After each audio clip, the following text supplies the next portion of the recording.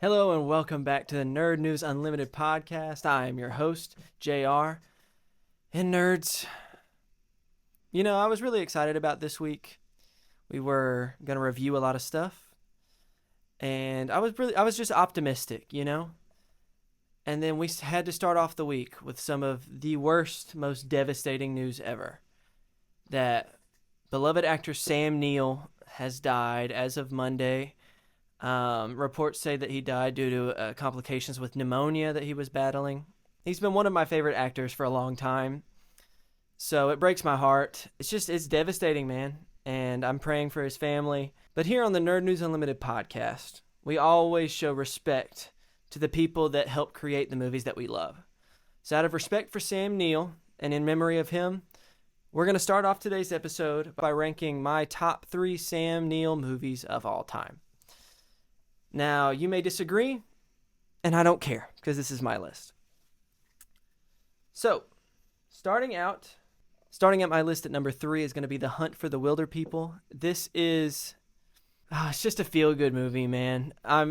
It came out in 2017. If you haven't seen the movie, basically, this kid named Ricky Baker gets into a lot of trouble in New Zealand, is taken in by his foster parents, and proceeds to run away, and Sam Neill plays Hector, the older foster parent, who ends up finding him in the woods, and the two get up to shenanigans as the New Zealand police are, starting a manhunt for him.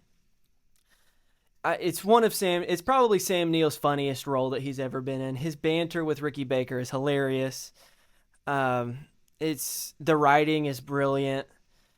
I don't necessarily want to go too far into spoilers just because it's a movie that you definitely should watch, but it warms my heart. I've watched that movie probably 1,000 times, and every time I watch it, it makes me love Sam Neill even more. Now, these next two I am going to have to go in depth with because both of them mean a lot to me. Number 2 on my list is going to be Peaky Blinders. So Peaky Blinders is my favorite show ever. Like above Game of Thrones, above House of the Dragon, ever. I love Peaky Blinders. I think it has some of the most brilliant TV writing out of any TV show I've ever watched. Now, in seasons 1 and 2, Sam Neill plays Inspector Campbell. He's sent in to investigate some machine guns that have been stolen from the British government. And he's sent to Birmingham, where he then comes into contact and eventually conflict with Thomas Shelby. And Inspector Campbell is the antagonist, but it's weird because he's a man of the law. And Sam Neill he's got so much nuance. He's this very strict, do it by the book character, but he also engages in some stuff that I can't say on air. But it's I don't even know what I can say about this. I have so many thoughts on Peaky Blinders. It holds a special place in my heart, and because of that, Sam Neill gives a brilliant performance. He's a great villain. He's probably the 3rd best villain in the entire show, which does go to show how many great villains there are. I mean, this is also a show that had Adrian Brody and Tom Hardy as villains, so it's kind of hard to beat that, but Sam Neill has brilliant performances in the show. Inspector Campbell is a fan favorite overall, and for me, he honestly is like the 4th best character in the earlier seasons. So because of that, I'm putting Peaky Blinders at number 2. It will always hold a special place in my heart, and Sam Neill just chef's kiss. After that, with my number 1 pick, should be pretty obvious if you haven't. I mean, this is a nerd podcast. I mean, you can see what's on my desk. But coming in at number 1, of course, the original Jurassic Park. I mean, need I say more? Dude, I can't get emotional doing this. The original Jurassic Park does mean a lot to me. And by a lot, I mean Jurassic Park is my 2nd favorite franchise behind Star Wars. More than Marvel, more than DC. It goes Star Wars, then directly under it is Jurassic Park. Jurassic Park changed my life. From a young age, I was a big dinosaur fan, loved dinosaurs. And then watching Jurassic Park for the first time as a kid blew me away.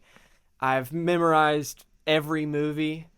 Alan Grant, who Sam Neill plays in the movie, acting like you haven't seen it. Of course, if you're watching this podcast and you haven't watched Jurassic Park, turn it off, go to your house, turn on Jurassic Park, watch it, and come back. All right? Because that's like required reading at this point for this class. It's iconic. Jurassic Park is, maybe a hot take, Jurassic Park is the most iconic movie of all time. I think Jurassic Park is more iconic than Jaws. I think it's more iconic than the first Star Wars. Jurassic Park was a revolutionary movie. But for those of you that haven't seen it and you don't want to go watch it, I'll give you just a little brief summary. So Sam Neill plays Alan Grant, who's this paleontologist dating Ellie Sattler, and them along with Ian Malcolm, played by Jeff Goldblum. They all have to go to this island where this billionaire has somehow created dinosaurs again, and then chaos ensues. It's iconic. It's Steven Spielberg at his finest. It's one of my favorite movies ever. That's really why Sam Neill's death does devastate me, because Alan Grant for a long time was my hero. I mean, it was Alan Grant, Luke Skywalker, especially as a nerd who's seen these movies so many times. When an actor like Sam Neill dies, you feel there's some type of connection that you feel with a character. And because he plays that character, it feels like you're losing somebody. I know it's a parasocial relationship, whatever. This is not like Taylor Swift fans where they live and breathe Taylor Swift. This is, I have a deep-seated respect for an actor whose work has changed my life. And his death is heartbreaking. And Sam Neill, wherever you ended up, which I think I know where, I just want you to know that you were an inspiration to me and millions of other people. Watching your films has been one of the highlights of my life. What you've done for nerd culture and what you've done for cinema at large, TV and movies, it's a debt we will never repay. You have given so much to your art form, and I just hope that you know that you have touched so many lives, mine included, and I hope that you rest in peace. All right, now that we've gotten the sappy stuff out of the way, I've taken a break, my tears have dried. It's time to get into some nerd talk, all right? Because I have something that has been on my mind that I have to rant about, and that is Avengers Doomsday. Now, I don't want it to seem like I'm not excited for Avengers Doomsday, because I am. This is the most excited I've been for Marvel, I guess, since probably Deadpool and Wolverine. Deadpool and Wolverine made me very excited. I went and saw it opening night with one of my best friends. It was a great experience. I saw it multiple times in theater. So don't get me wrong when I say this. I am a little nervous about Avengers Doomsday. And I'll explain. So, they released the first concept poster. It's fine. It's a concept poster. It's not like it's a trailer or anything. I'm really excited about the X-Men. I love that they're bringing them back. I think the costumes look great. I think the Fantastic Four look great. I think the Doom, I don't have any problem with the costuming. I don't have any problem. People online have been flaming Chris Evans for his looks. I've seen so many comments being like, with Chris Evans doing interviews about and being asked about Avengers Doomsday, and people saying that he's leaking the Avengers Doomsday fit and he's just in like a white t-shirt. So I do think it's funny, but I don't necessarily have a problem with the costuming or anything like that. It's just, I have a weird feeling about Avengers Doomsday. There's been something off about it. And it's not like they've necessarily done anything that's really worried me. It's just the fact that I don't feel like we're ready for Avengers Doomsday, if that makes sense. There hasn't been enough build-up. So, if we look back at the MCU, you have the first Avengers, which launched everything. You get a couple of movies, then you have Age of Ultron.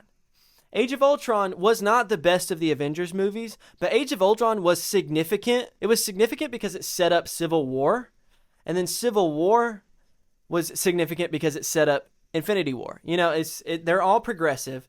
You know what? I'm just going to say it. I think the biggest mistake that the MCU has done was canceling the Kang Dynasty and replacing it with Avengers Doomsday. I know, that might be a hot take. I understand, but hear me out, okay? Think about this. What would have happened if you went from Age of Ultron to Infinity War? Without Civil War, without anything like that. What if you went directly from Age of Ultron into Infinity War? I have a feeling that you would feel like you're missing a lot of stuff. And that's kind of how I feel with Doomsday. There's all this buildup, and they're making Avengers Doomsday sit with the countdowns and all of the keeping everything close to the chest, and with the big cast, bringing the X-Men back. They're making Avengers Doomsday have the feel like an event like Endgame, but without the buildup. Because really, what have we had since Avengers Endgame? I mean, yeah, we've had the Spider-Man movies, which have done well. Spider-Man No Way Home was amazing. We'll have Spider-Man Brand New Day at the end of this month. But other than that, I mean, we've had mainly flops like Thor Love and Thunder or The Marvels, which I think gets a little too much hate. It's just, I feel like we're going into an Endgame-like situation without any of the buildup. Yeah, we've had Fantastic Four and Thunderbolts, but those are not Avengers Age of Ultron or Civil War. Those aren't movies that you can build an Endgame to, or even an Infinity War to. So, like I said, I am excited. It just does worry me a little bit, and that's why I say that I wish they would have just stuck with the Kang Dynasty. I understand that Jonathan Majors destroyed every chance of getting the Kang Dynasty because he can't keep his hands to himself like an adult. But, I find myself stuck thinking what might have been. Because I was excited about the Kang Dynasty. I think Kang is one of the better villains in Marvel Comics. I think that the stuff that they were doing with Loki, building up to that, was going to be super interesting. It felt like there was decent build-up. Now, granted, Quantumania was kind of atrocious, but other than that, there was build-up to Kang Dynasty, and I was honestly excited. I was excited to see how Endgame was going to bleed into Kang Dynasty, and then if they wanted to do Avengers Doomsday after Kang Dynasty, that's what I'm saying. If it had gone Avengers Endgame, a couple of solo movies, Kang Dynasty, couple of solo movies, then into Avengers Doomsday, you know how much better that could be? Because here's the thing. Look at this. We're getting all of these characters together for the first time in basically an Endgame-like movie.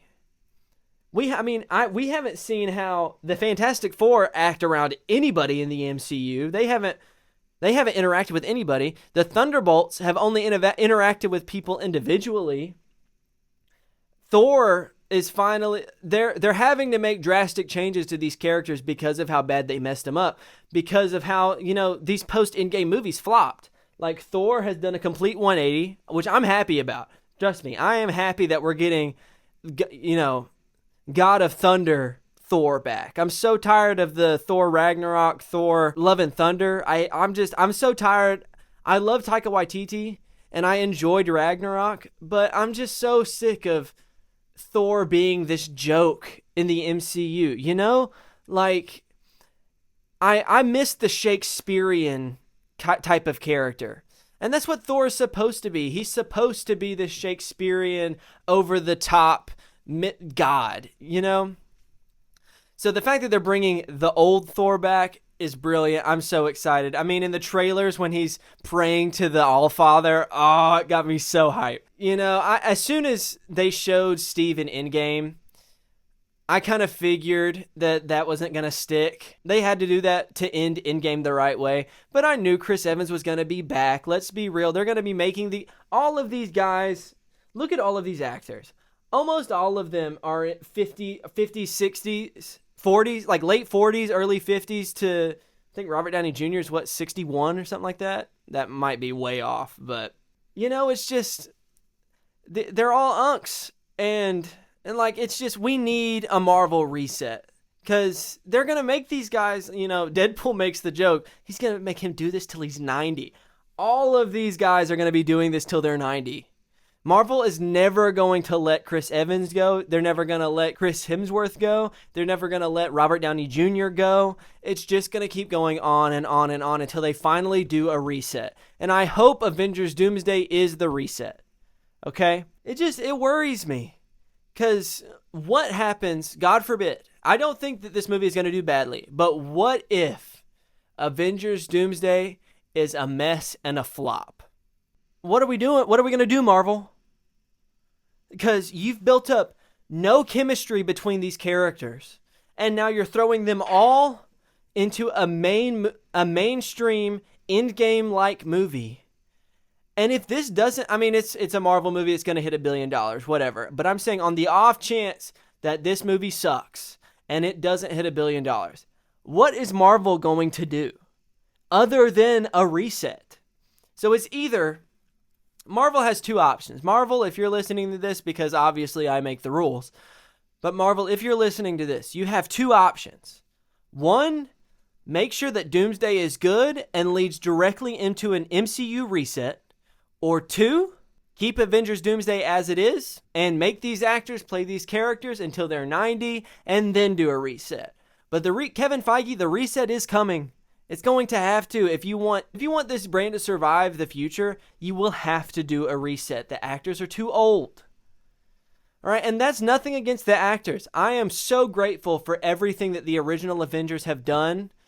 All of those actors have added so much to nerd culture. But you gotta just let them go, okay? I'm so sick of the MCU killing off characters just to bring them back.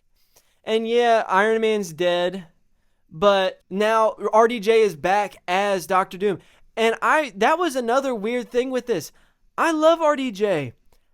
That really does worry me. Why could we not have just gotten somebody else to play Victor Von Doom? Why did it have to be RDJ? And that's not me saying I dislike RDJ. I love RDJ. But the only way that this makes sense is that Doctor Doom is an Iron Man variant. I hate that. I hate that idea. If that is what this is genuinely, I will hate this movie. I don't think that an Iron Man variant being Doctor Doom is at all interesting whatsoever. Victor Von Doom needs to be Victor Von Doom, point blank, stop. And even if you are going to cast RDJ, make it to where you never see his face. Make him a voice only, he stays in the mask, and that's it. If he takes off the mask and I see RDJ as Doctor Doom, it's going to throw me off. And they're going to have to say something in the movie along the lines of, oh, he looks a lot like Iron Man, or oh, this is an Iron Man variant from the multiverse. That is so lazy. That is just lazy. Again, do not get me wrong. I'm very excited for Avengers Doomsday. I'm going to see it opening night. If they have it in IMAX, I'm going to see it in IMAX. But I'm so exhausted of the multiverse stuff. I really am. It's going to be so hard for Marvel to get back what they had. It's going to be impossible for them to have another run like they did. And if I'm completely, I hope I'm wrong. If I'm wrong, you can clip this and you can send it to me and rub it in my face.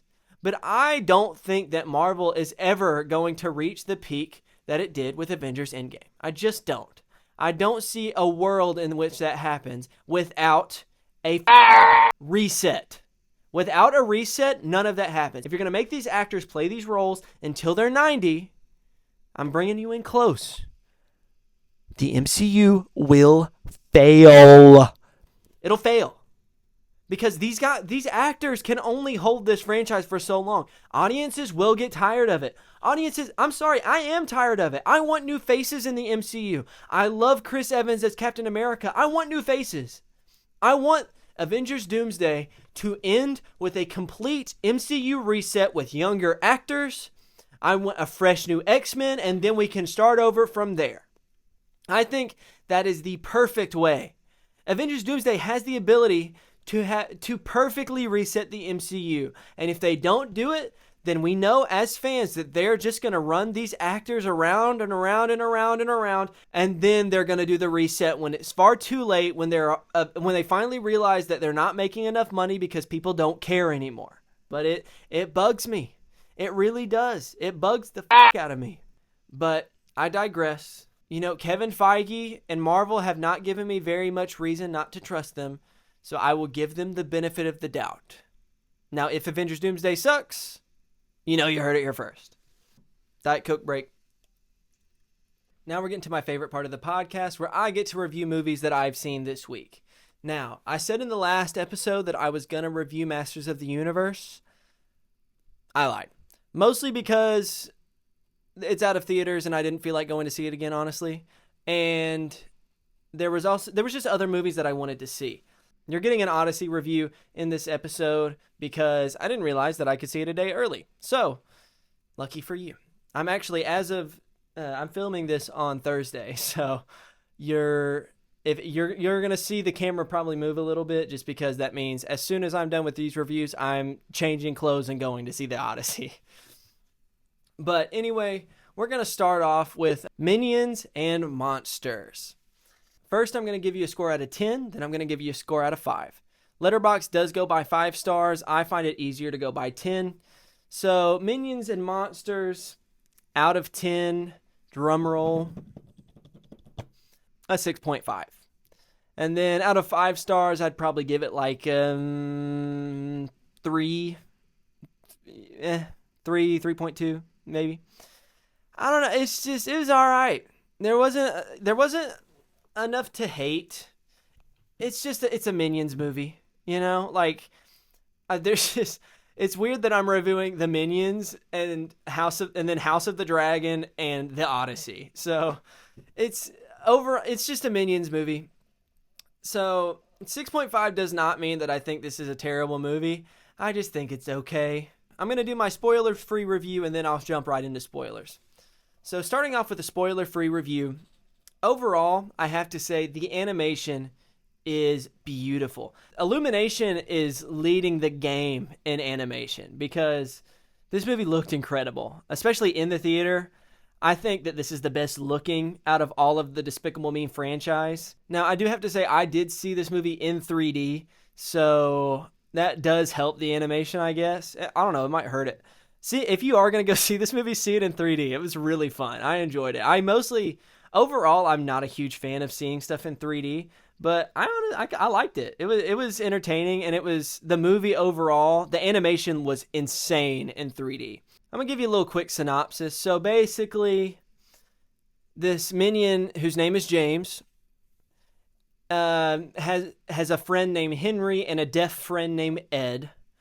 And the three of them end up messing up some stuff with their, big boss.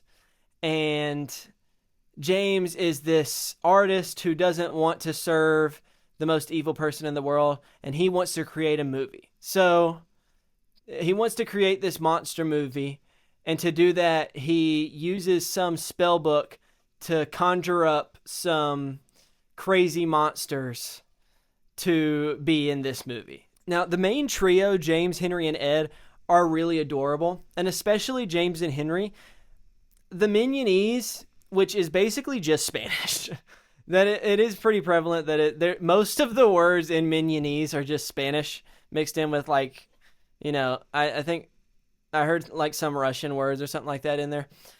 It's just a mix of a bunch of different languages, but it's funny. The main three do really flesh out their bond very well, even though you have no idea what they're saying, but it kind of comes across like you can understand what they're saying. But I like their relationship, especially James and Henry. They have a really good friendship, and they go on a little arc throughout the movie, which I think is okay. It wasn't breathtaking or anything, but for a kids movie, I thought it was good enough. A big thing I will give this movie credit for, the music was great. I loved the score of this movie. It was fun. To understand the music, you have to understand this movie was made as a love letter to the film industry. It jumps through a lot of different genres. This isn't really a spoiler, but a big part of the movie is set on a film studio. So there's, Westerns going on. I think they reference Charlie Chaplin at some point. It's just a love letter to Hollywood. And I really do appreciate that. But because of that, the score is always having to switch between genres, and I think it did really well at that. I honestly enjoyed the score a lot. This might be, I don't know, top 5 scores of the year, maybe. But that's definitely going to change. Like, I'm not putting any weight on Minions and Monsters. I don't think this movie is going to even come close to my top 10 of the year. But for as of right now, I thought it was all right. And the score was really good. There's really not much more to say without going into spoilers. It was fun. It made me laugh some. A lot of the jokes, it was made for a younger audience. So a lot of the jokes was very slapstick humor. But, the animation was funny. It's definitely not as funny as Despicable Me, not even close. And anybody saying that is crazy. Anybody saying that this is along any type of the levels of Despicable Me is insane. It's okay. I think it's very middle of the pack. Is it the worst of the Minions franchise? No. I think Rise of Gru was terrible. But it's an all right movie. All right, now we're going into spoilers, so if you haven't seen Minions and Monsters, please pause, go watch it, and come back. Starting off the opening, I loved the Universal logo. I loved the fact that it went through multiple stages throughout time, like all the way back. But, like I said, this is a love letter to Hollywood. So all of the Hollywood references and stuff I really did enjoy, especially George Lucas. At the beginning of the movie, makes a voice cameo, and he makes a cameo. He's there in animated form. But I thought George Lucas's lines were really funny, where he's trapped in this glass box. It's just the fact that it was George Lucas in a Minions movie that's crazy that he would, coming out of nowhere to voice act in a Minions movie. I think is pretty funny. I enjoyed the montage of them slowly accidentally killing all of their big bosses and then saying the name, all of them saying the name of whatever minion was the one that did it, because the minions are just bad at their job. And I love that that's just a running theme. Out of the main 3, I'd probably say, other than James, because obviously James is my goat, same name, but Ed is a ride or die, Ed the deaf one. Now I will say, one of my biggest issues with the movie is Goomy. I can't treat this movie, I can't review this movie like I'm reviewing the Odyssey, because there's not a level of standard that this movie needs to reach. It is a kid's movie. So the fact that Goomy was secretly this antagonist the whole time doesn't, you could see it coming from a mile away. And is that a negative? Yes. But does that necessarily affect the movie for me? Not really, just because I know I'm way too old to be criticizing the Minions movie like that. When they're first picked out to become movie stars and they have to do that test screening with the barbarians, and then they end up fighting them with chainsaws and stuff, I thought all the action, I will say that is a huge positive for the movie. The action, the animated action, is really well done, and the animation is fun. I caught myself looking at different parts of the screen a lot. I thought that, again, I can't stop raving about the animation. I will never, even if I have problems with the movie itself, the animation is not one of them. I think it's beautiful. But there was one part of the fight scene where one of the minions, they're brutally beating these people up, and then this one guy turns around and just gets poked in the eye, and that's how it ends. And I thought it was pretty funny. I love the concept of James wanting to create a movie, so he decides to open this spell book and call Cthulhu of all people. I thought that idea to me is just genius. I think it's so funny. Now, if you've seen the movie, you definitely know that it does take a while to get started. Like basically it takes like 25-ish minutes for it to finally get to the part that you're there for. Like for it to finally get to James and Henry's story. But with that being said, I think the best character in the whole movie doesn't even show up until like halfway through with the other minions, and it's Dort. I love Dort so much. I think Dort was so funny. And you know what? If you can call me immature, I don't care. I love slapstick comedy. And Dort, the fact that Dort is this robot guy in a suit or whatever, and it turns out that he's actually an alien, I thought that was great. Dort was the only character in the movie that consistently made me laugh. The minions, yeah, they're kind of funny, but Dort, I thought that he was so funny. And Dort pulled a baddie, right? Debbie is bad. And the fact that Dort pulled her was so funny. Now, I know what the movie was trying to do with Irene, having like the main villain of this movie be a, slop. It's trying to make a statement about AI, which I appreciate because I'm a big proponent of AI staying in its own lane. I think AI in movies and TV should not be a thing, and I don't want the future of art to be run by AI. With that being said, I don't think Irene is that good of a villain. I mean, it's just a big blob with eyes that consumes everything, Now that all of that's out of the way, I have to get back to Dort because the whole last bit of this review is just going to be about him. He's the best character in the whole movie. He accidentally beats up like 8 dudes, then gets a bunch of minions, has an apartment with... I like the fact that it was kind of ambiguous about whether or not Dort was a human in a suit or if he was an alien. I love the fact that they went the whole alien route.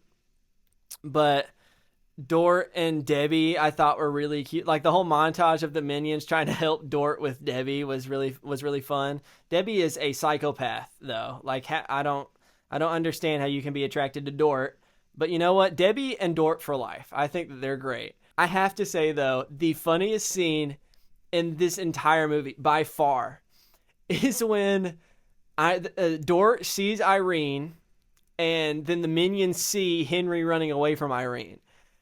And they're like, Dort, we have to help. And he says, okay. And he sprints and jumps the fence. And while he's jumping the fence, he just humps the fence, like two full strokes.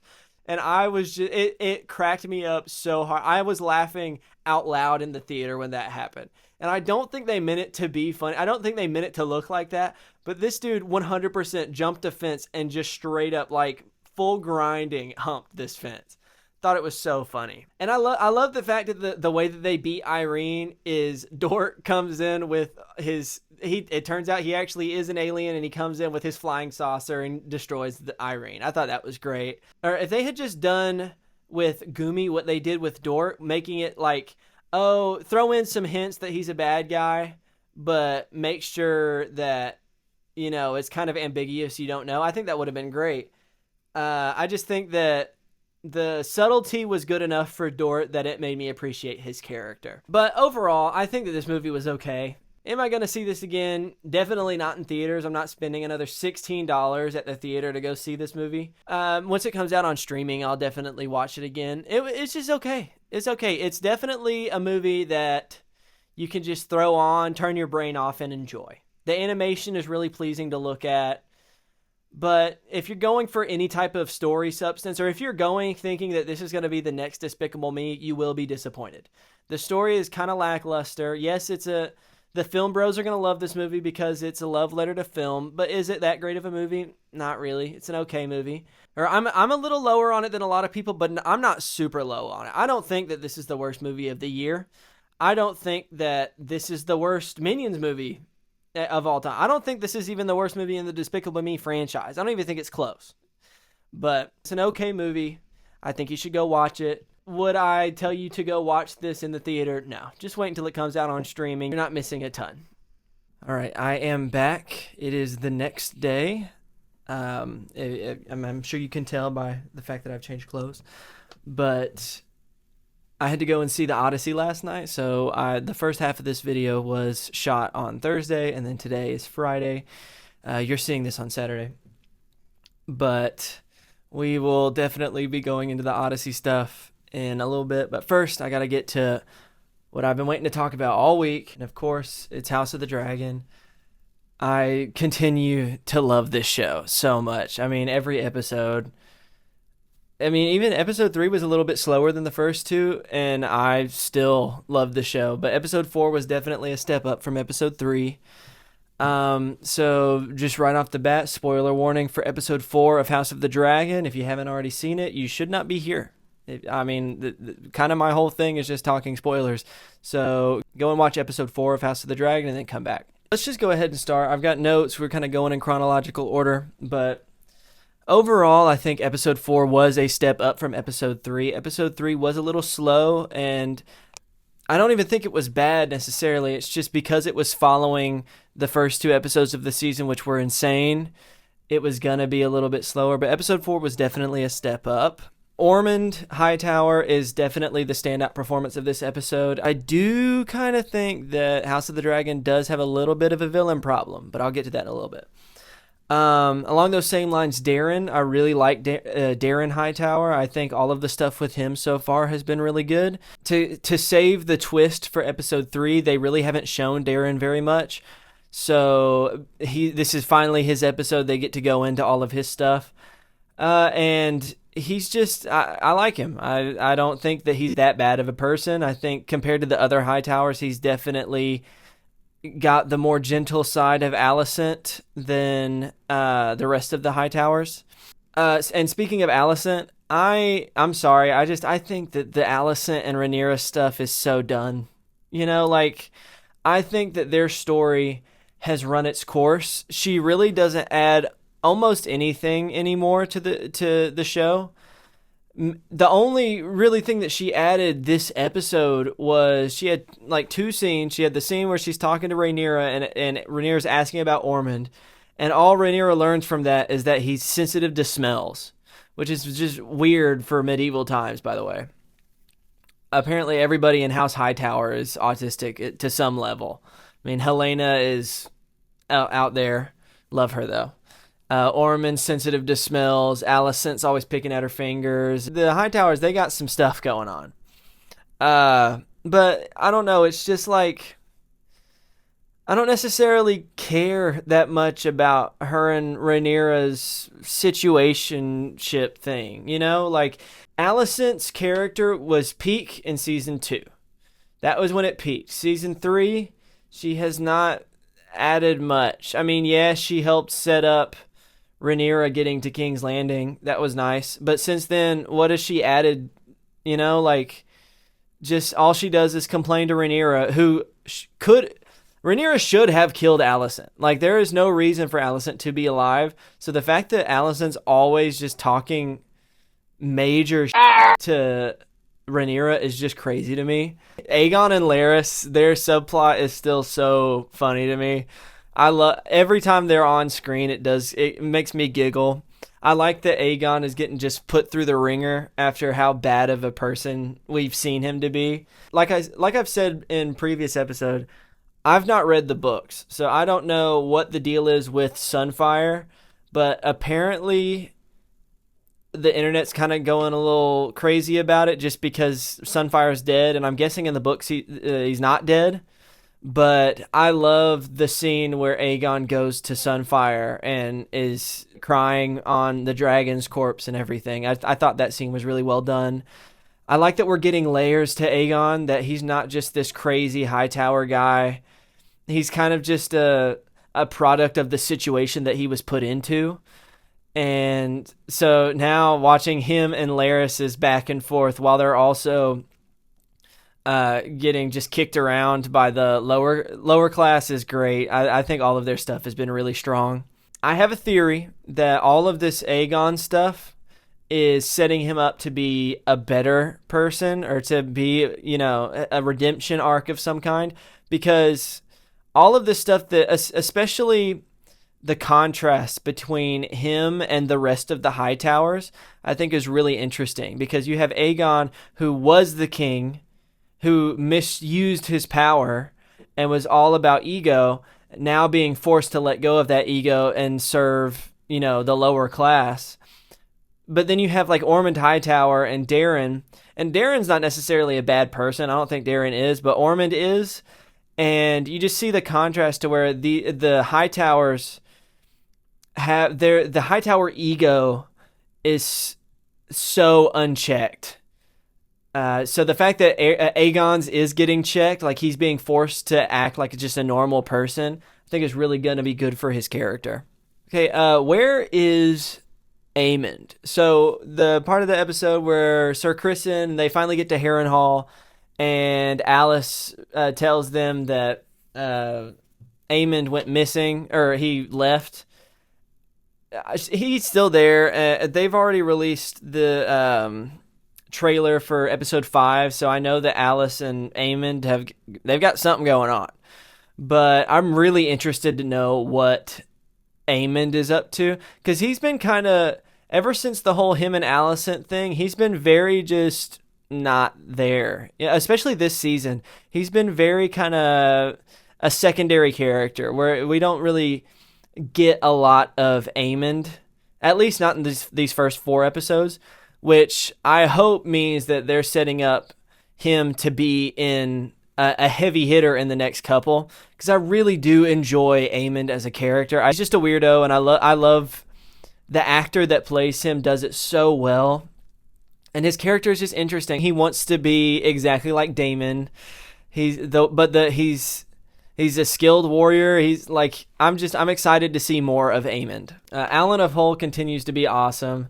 Alan and Adam both. I think both of them are really great characters. I like that Alan was the one to talk about adding cats to the Red Keep after Aegon, killed all of the rat catchers. I feel so bad for Alan and Adam, because yes, I want them to have the Valyrian name, but their dad just kind of screwed them over so bad. Why would he go to Rhaenyra and talk just some major shit to her because he decided to abandon his children for 30 years, and then now that he wants to give them his name, Rhaenyra's saying no because it's a bad time? Like, that's not Rhaenyra's fault. And it's unnecessary for you to be acting like a petty little bitch, like Corlys, I love Corlys, but he has been so petty for no reason. I mean, it's your fault. They're your kids that you abandoned because you open about how you were ashamed, and now that you have nothing else, now you want to give them your name, and you're upset that Rhaenyra said no. And even now, like, he's skipping out on council meetings because he doesn't want to be around her because he's being petty. Like, grow up. You're an adult. Grow up. You stand 10 toes down with the fact that you abandoned your children. Rhaenyra, okay. I think Rhaenyra is a great queen. I'm worried, though. And what I'm worried about is the dragon seeds. I'm really worried about Ulf and Hugh, because Hugh is a little different. Let's start with Hugh. Hugh has the stuff going on where he's trying to watch Tumbleton because his wife is there. He's just worried about his wife, and he wants his home and everything. I think Hugh is the more honorable of the two. So I'm not necessarily worried about Hugh as much. Now, if something happens and Rhaenyra lets his wife die, then I could see something happening. But as of right now, I still am very trustworthy of Hugh Hammer, and I like his character. The character I'm really worried, though, is Ulf. Ulf is worrying me a little bit. I will say, I think Ulf is by far the funniest character in the whole show. I love him so much. All of the stuff with, like, last episode 3, where she's asking him what he's gonna wear, how he's gonna dress himself, and he hits him with the Targaryen, Your Grace. I love. Give this man. He's tried to hug Daemon twice. He just wants family. He wants somebody to appreciate him. And now, so let's just look at Ulf's story, right? He gets molested as a kid, And that's how and the guy who does it tells him that he's a Targaryen. So that's kind of where he gets his shtick. Then he finds out he actually is a Targaryen, somehow manages to become a dragon seed, helps Rhaenyra with the Battle of the Gullet. Then, after he thinks that he's going to be a lord, which is on him, thinks that he's going to be a lord, ends up just being a knight, and even then, Rhaenyra doesn't even let him say that he's a Targaryen. You know, like, he doesn't even get to have a family because of that. And now, Rhaenyra, you're telling him he can't go to bars? Like, let this man go to bars and drink with his buddies. That's what he's done his whole life. And this is why I'm worried about Ulf. Because, and this is why I'm worried about Ulf. Just because I feel, and I don't want it to happen, but I feel like there could be some type of betrayal coming up. And I really hope it doesn't, because I love him. I don't want anything bad to happen to Ulf. But at this point, I could kind of understand it. Like, I couldn't even be that mad at him, just because, you know, what allegiance does he owe to Rhaenyra? Like, yeah, she was a part of helping him claim a dragon, but she also let, like, 100 other people try, and most of them died. So I don't necessarily think he owes her anything. I think mainly he's just there because he wants to. This is the first time in his life he's felt wanted. Like, he's felt like he matters. And Rhaenyra constantly making him feel like he doesn't matter even after all of this is not helpful. So Rhaenyra, I think that's the biggest mistake she's made so far. Just leave the Dragon Seeds alone. Give them their stuff. I know you're stressed about a bunch of stuff, but there's no reason to be an asshole about it, you know? Let's see. Daemon and Caraxes continue to be the best dragon rider and dragon duo of the show. I just find it really funny that Daemon's whole thing at the Vale, talking to Lady Jane, was basically just saying, look, if you give me some gold and I will leave. And that's what eventually gets him the gold. It's just that she just doesn't want to be around him. I love him and Caraxes' relationship. Like, you know, him hitting him with the glove because Caraxes isn't listening to him.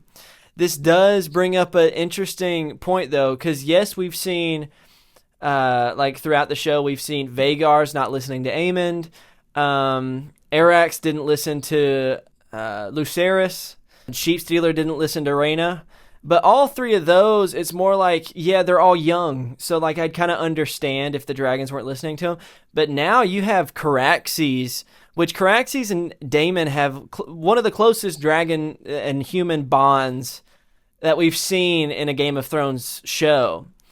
And even Caraxes is not necessarily listening to Daemon for the first time, which I find really interesting. It's kind of showing that this is the last big age of dragons. We're starting to get to the point where the dragons are slowly dying off, and the Targaryens are losing control over the dragons, which I find really interesting. But now we get to the best scene in this episode, which is Daemon finding out that Rhaena was the one riding Sheepstealer. I love the fact that it was Caraxes that brought Daemon there, and whenever Daemon eventually does see, and he's like talking to Rhaena, I feel I'm conflicted, because I know that Daemon is a very absent father, so I understand Rhaena feeling the way that she does about Daemon, but also you can clearly tell that he cares about his children, especially, like, Daemon really did love Rhaena and Baela's mom, and I just feel bad for both of them. Especially Rhaena, but it was kind of her fault. Like, why would you take you fed him sheep, you rode him for the first time, instantly took him into a war. We got to talk about Sheepstealer. So they have their little conversation, and I love that while they're having their conversation, the dragons are just like chirping at each other. Like, they're both, they keep having to tell the dragons to be quiet because they hate each other. And then when Rhaena and Sheepstealer fly off, I love that Daemon has to shush Caraxes because he's just chirping as sheep stealers flying away. I will say this. If you watch football, you'll understand this, but sheep stealer is the Jameis Winston of dragons. Like, sheep stealer, let's look at this dude's stats. Sheep stealer gets a rider for an hour. He enters a battle, burns like 300 to 400 people, half of those being his rider's people, then proceeds to get a prince killed and then dips. He's like 500-0 on both sides, and he killed a prince and a dragon, got both the prince and his dragon killed, and then just dips. And now sheep stealers going into retirement with Rhaena. I thought that was so funny. Sheep stealer deserves everything. Sheep stealer is probably my favorite dragon other than Caraxes in the whole show.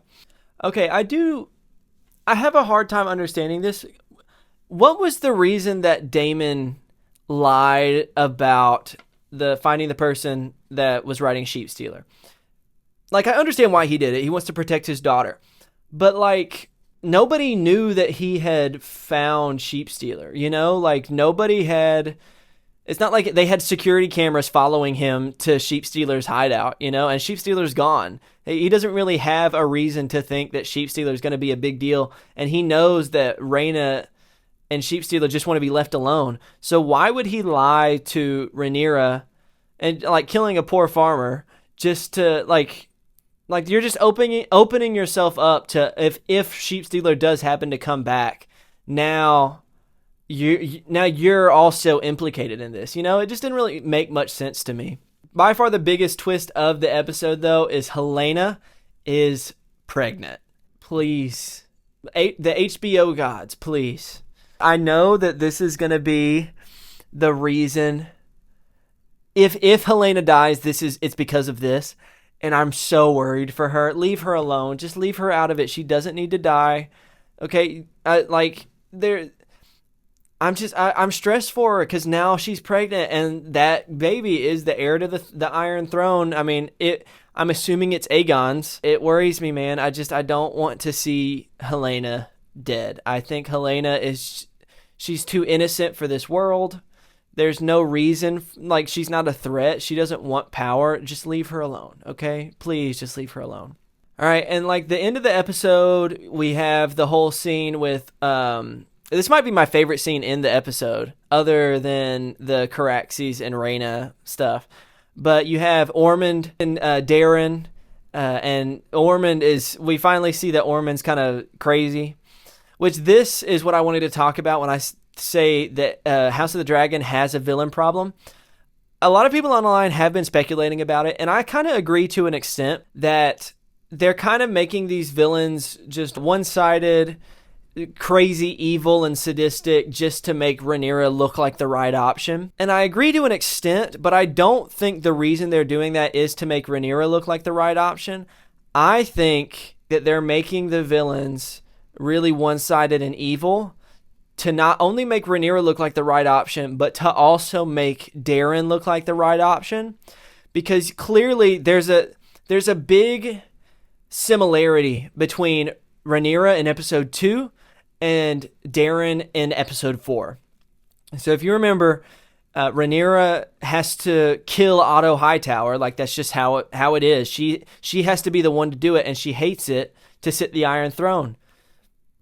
And Ormond makes Darren do the same thing, but with, I think it's the brother of Hugh Hammers' wife. Ormond gives Darren the sword to kill the guy. And clearly, Darren is not like Ormond. And I love the fact that now we have... I think they're using these one-sided villains to kind of push these two good people against each other. Because we have multiple seasons with Rhaenyra. We know that Rhaenyra is a good person and a good queen. But now you're throwing into the mix that Darren isn't this big antagonist. He's a kid that's been brought up they're trying to make him an antagonist. Like, you know, Ormond's pretty racist against the Targaryens, and he thinks the Hightower blood is pure, and so he wants to prop up Darren. But Darren clearly is a good person. Like, he doesn't want to have to kill this man. He thinks he's innocent. Earlier in the episode when Ormond is losing his mind, like going out, like smacking the table with the sword, Darren's first thought is to tell the maid to, get out of there. Like, he knows what's about to happen and you don't want to see it. So clearly Darren is a good person. So I do agree that HBO's villains in House of the Dragon do have an issue that they're pretty one-sided, but I don't think it's specifically to make Rhaenyra look better. I think it's to put Rhaenyra and Darren, the two good possible leaders, against each other, which I find interesting. I do find that pretty interesting. But overall, I really enjoyed this episode. I think it's definitely better than episode 3. I don't think it's better than the first 2, but it does have me really excited for episode 5. All right, let's go ahead and get to the main event. The moment you all have been waiting for. The reason that I had to shoot 2 days to get this video done is because of none other than the Odyssey. Oh my God. I'm going to start with spoiler-free review, and then I'm going to do spoilers. So first off, I am going to rate this out of 5 and out of 10 stars. So my score out of 5 is going to be, drumroll please, a 5 out of 5. And obviously that means that my score out of 10 is going to be a 10 out of 10. I genuinely have zero, and I mean zero, issues with this movie. You can say that I'm just a Christopher Nolan meat writer. I don't care what you say. I came out of this movie with I just didn't have any negatives with it. It was just so brilliant. If you've seen my TikTok, you definitely, I posted my first reaction to it right as I left the theater. But I haven't had that experience with a movie probably ever. I've never come out of a movie with feeling that, like, I've never had a movie make me feel that much consistently. And I'll go over that a little bit more in spoilers, but let's start out with the spoiler-free review. So no spoilers for this. I will let you know when I'm going into spoilers. So if you haven't seen the movie, you can stay for this part. But let's start with the actors. There were some crazy performances. Obviously, this cast is stacked, so there's going to be good performances. It's a Christopher Nolan movie. Of course, the performances were going to be good. I do have to say the standout performance is Robert Pattinson. Robert Pattinson might be my favorite working actor right now. He consistently is amazing, and he put on a show for this movie. He plays Antinous, the main villain suitor, and he's just so good. I mean, he eats up the scenery, and every scene that he's in, he's nasty and creepy, and I love it. He's so good. I'm gonna go over the big three. So Matt Damon, amazing. I've seen people saying that this is Matt Damon's best performance. Physically, I think this is Matt Damon's best physical performance. But if I'm talking overall performance, I think this is his third. I really do think that his best overall performance in anything is The Martian. I think The Martian was almost perfect acting all the way through. And then, so I like The Martian. I like his performance in The Martian better than this, and I like his performance in Good Will Hunting better than this. But right after Good Will Hunting is The Odyssey. I think this is his third best performance of his career. I thought he did extremely well. Anne Hathaway also was brilliant. I think this is Anne Hathaway. This was 1 or 2 scenes away from being Anne Hathaway's best performance of her career. I do think still I have to give a little nudge to Les Mis. I still think her in Les Miserables is her best performance, but this is a close second. And by close, I mean 1 or 2 more scenes in the Odyssey would have sold me. Tom Holland gives a brilliant performance. I will say, I think this is the best performance of Tom Holland's career. I think better than No Way Home. I really loved his performance in No Way Home, especially the stuff with Aunt May and his first reactions after Aunt May's death, I think were so great. I'm sorry, I think him as Telemachus is the best performance of his career. This is the best looking movie I've seen, maybe. The only other movie I've seen in recent memory that I could say is looks even close to as good as this is another Christopher Nolan movie, and I think it's Interstellar. I think both of these movies are in the running for the best movie of his directing career. Every shot in this movie looks amazing.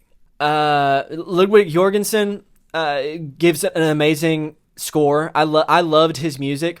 There's been a lot of criticism, not necessarily a lot of criticism, but there has been some criticism about his score, which I'll get to in spoilers.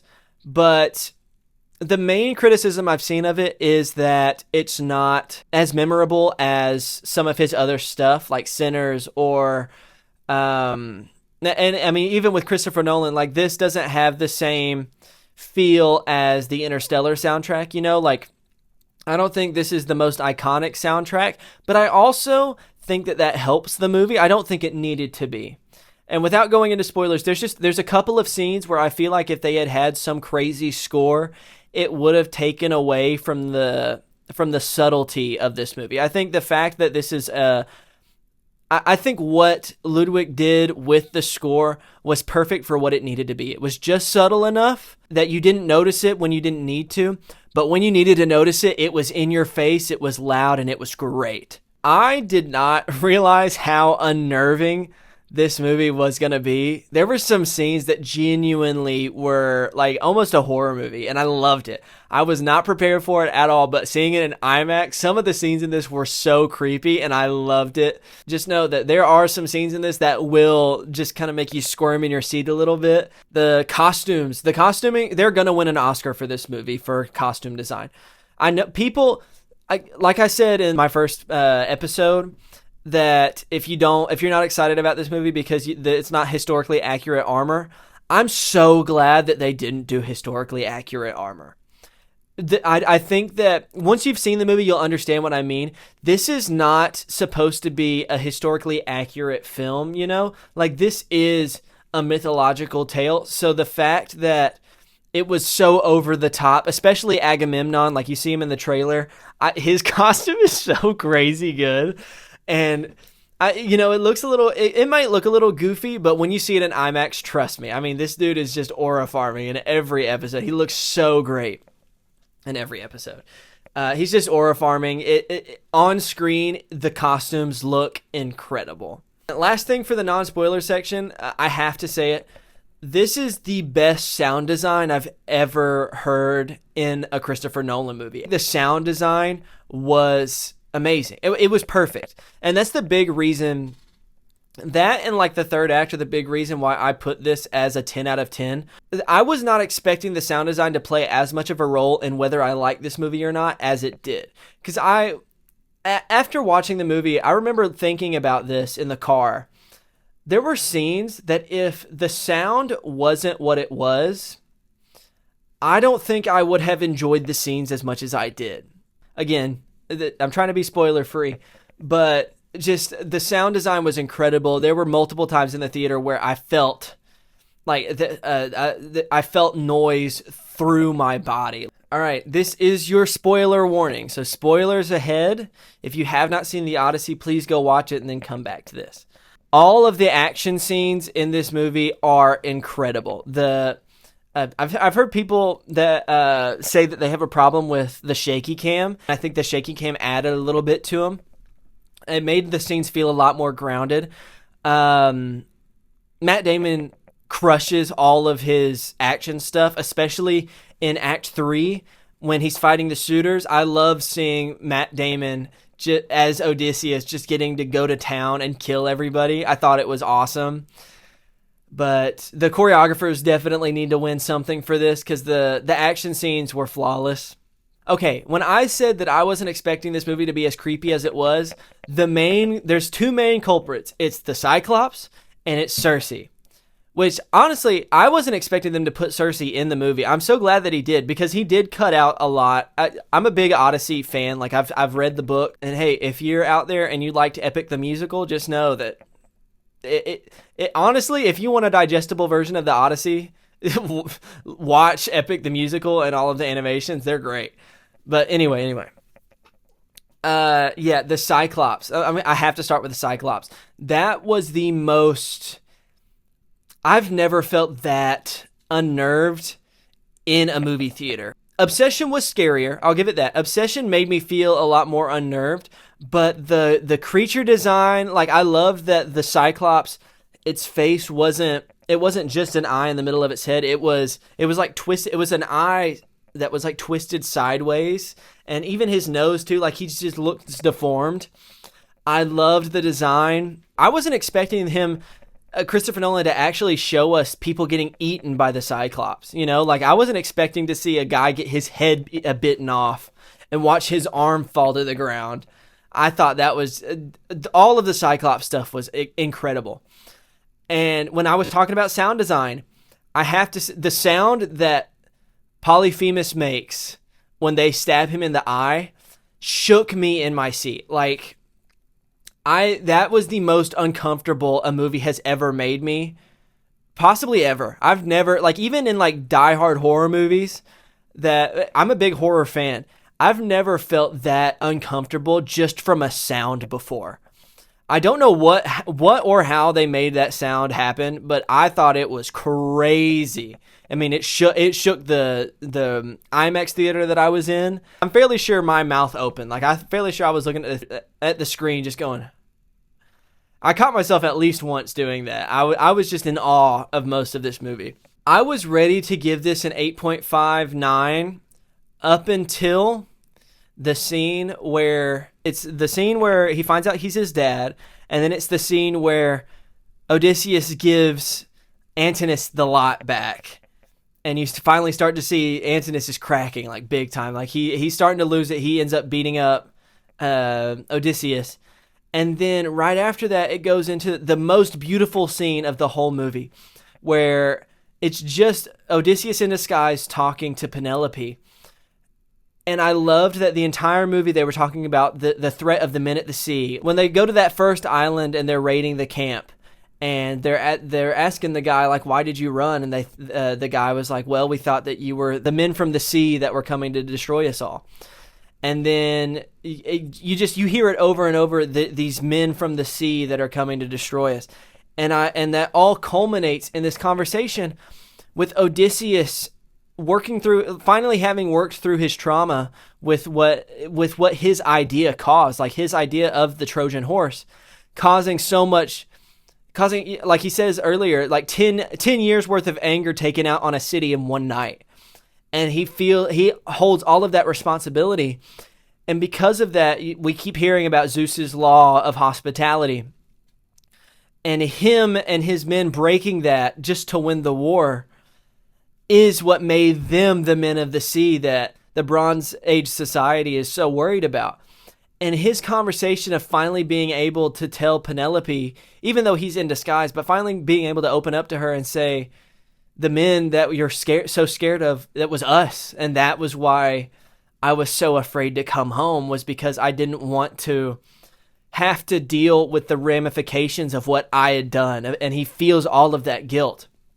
I thought it was brilliant. The stuff with Zendaya as Athena, the fact that, because I don't think that the gods were actually real in this universe. Like at the very first line of the movie is just a text that says it's an era of apparent magic, you know? So like, I feel like the gods necessarily, like, yeah, the gods are a thing, but I feel like Odysseus just makes bad decisions. Like, he makes bad decisions out of hubris. And we don't see any gods except for Athena. But it finally comes to a head at the end when we find out in that conversation that he associates Zendaya's version of Athena with a girl that they beheaded at the temple of Athena in Troy. I thought that was just so captivating. That whole conversation between him and Penelope was beautiful. I loved it. That's by far... As soon as I saw that scene, that's what raised it to a 10 out of 10. Just because of how brilliant the writing of this movie was and how everything culminated in that final act was flawless. Legitimately nothing wrong with the final act. The only criticism I kind of agree with, that, I mean, it wasn't big enough for me to take the movie down from a 10, was that the beginning is a little bit slow. Like it's just a tad bit slow. I don't necessarily think it's much of a problem, but even then, if I was ready to give it like a 9.5, and that scene of just Odysseus talking to Penelope sold me. I had to give it a 10 out of 10. And, it's just, I have to say, this is why I love movies so much. Like, the Odyssey 2026 is to the art form of movies what Homer's The Odyssey was to written language. Like, this is the best made movie ever. Like, best made movie, this is the best made movie ever. I think this is the gold standard for what movies can be, and this is the exact reason why I love this art form. I have never come out of a theater feeling that much emotion just from witnessing a movie. I've never had a movie move me as much as that did. Not necessarily making me feel sad or happy or anything like that, but just I've never been that overwhelmed emotionally from a film. I don't think ever. So Christopher Nolan, thank you. I'm seeing it multiple times. Like, I'm probably going to see this in IMAX at least 6 times. This movie deserves to make $2 billion. This is my movie of the year. The only movie I could see maybe toppling it is Dune Part 3. And even then, I think it's going to be really difficult for Dune Part 3. Dune Part 3 is going to have to be perfect for it to beat The Odyssey for me. So yeah, overall, 10 out of 10. And I don't mean 10 out of 10 meaning like 9.8 or 9.5. I mean a perfect 10 out of 10, or on Letterboxd, a perfect 5 out of 5. I loved this movie so much. I can't necessarily put into words how meaningful this was to me. I have to stop. Well, I'm running out of time, but I could talk about this movie for 5 hours. It's a 10 out of 10. It's perfect. It's flawless. This is a required viewing. You have to go see The Odyssey. Ladies and gentlemen, that is going to do it for episode 2 of Nerd News Unlimited. I have been your host, JR. Thank you for tuning in and watching all the way through. Follow me on TikTok and Instagram at Nerd News Unlimited. I'll see you in the next one.